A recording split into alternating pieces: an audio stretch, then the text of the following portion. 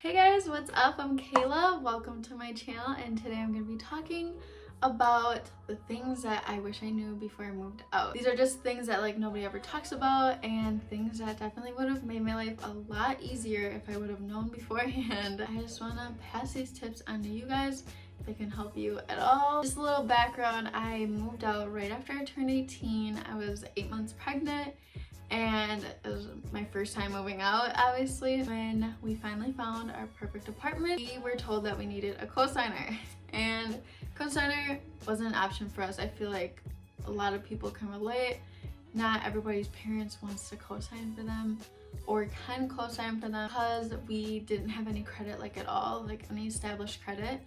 And so we also had another choice. That was to pay double our security deposit. Before we moved out, we actually waited till the very last second, basically. Before we gave birth to our baby girl, we saved up a lot of money, and that actually helped us in the long run because we didn't know we were gonna have to pay a security deposit, and especially double, and that's kind of a lot. That's not something we accounted for, but we fortunately did save up quite a bit of money, and so we're set there. Just saving up a lot is definitely something you should do. Save up quite a few $1,000s. The next thing would be bills. There's electric, water, heat, and stuff, but I didn't know just exactly how many bills are gonna be, what type, how I was gonna keep them organized, how I was gonna know about them. My biggest fear was there was gonna be all these bills that I would just keep forgetting about, or that I just wouldn't know about, and all of a sudden I'd have a huge debt, or my electricity was gonna get turned off or something. But it's actually a lot easier than I thought it was gonna be. A lot of times you can find places with some or even all of those things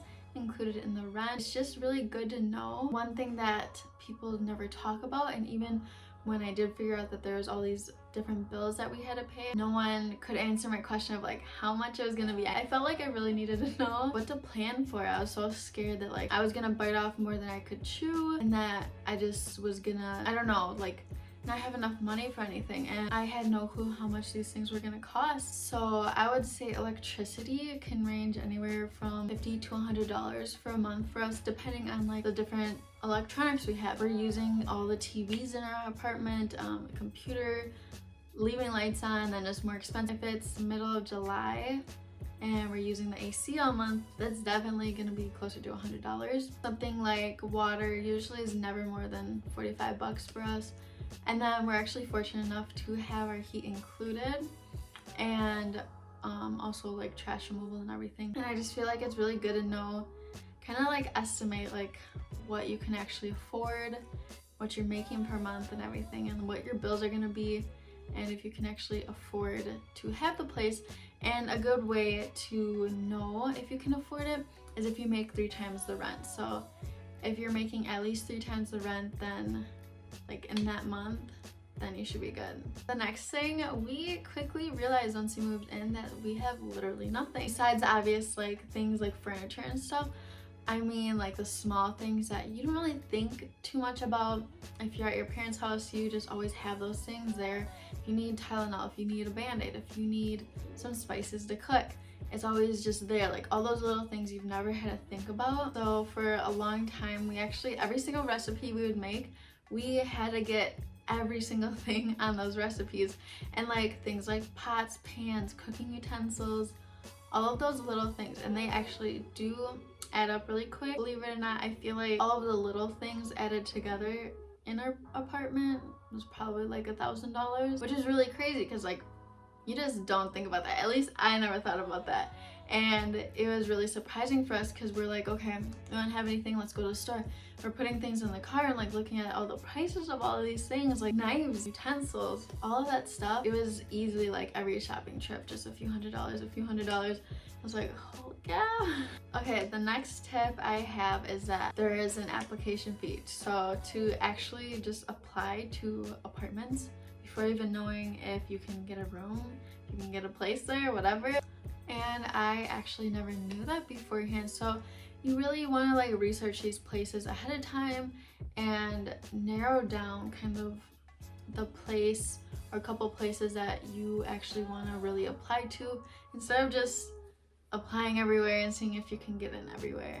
And then I think the last tip that definitely I had no clue about, didn't even know this was a thing, is renter's insurance. Most places do require renter's insurance, but even if they don't, I still think it's a really good idea to make sure you have it. And that's just another thing that can add up into your bills and everything. I wouldn't say renter's insurance is that expensive.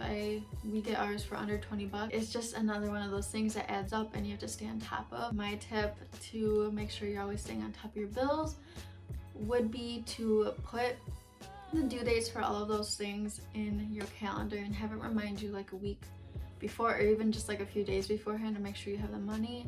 I think all the bills, like, I was the most anxious about because I was afraid that I was gonna be missing bills and like I was gonna ruin my credit and that we're just gonna be late on everything because I was gonna have no clue. But it's actually, once you get a hang of everything, it's good. And just like putting things in your calendar and having reminders, or even setting up like an auto pay or something, would really help. My anxiety is definitely gone from those things, but these are just things that like people don't talk about, and I felt like there was just a lot of unanswered questions before we got our place, and I would try to look everywhere for tips on just all of these things before I moved into an apartment. Alright, those are a few tips that I have. I really hope that can help you guys.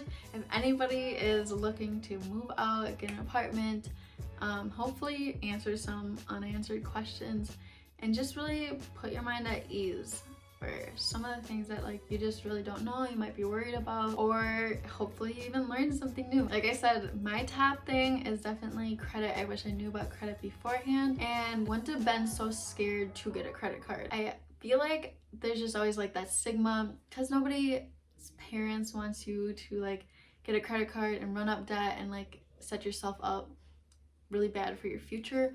But I feel like when you use it right and you really set like limits for yourself and everything, and you're really strict with yourself, you can definitely do it good, and you could definitely have a really good credit score and save money in the future.